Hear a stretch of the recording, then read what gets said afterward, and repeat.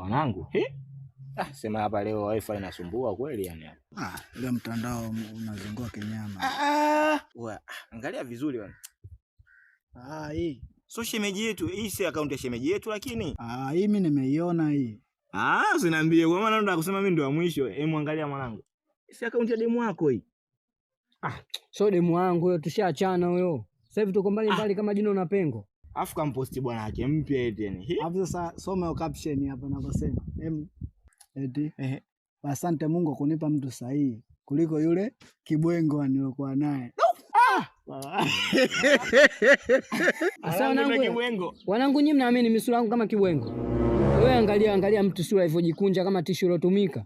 Na hapo ndo ajala embe mbichi. Hapo kila embe mbichi inakuaje? Ama na mkosaji baada ya kupigwa na kitu kizito. Maana mkosaji wapi? Bora usiku kutane na mzee Jongo kafaa zake kaniki kuliko kutana na mtu kama wewe. Si unazimia?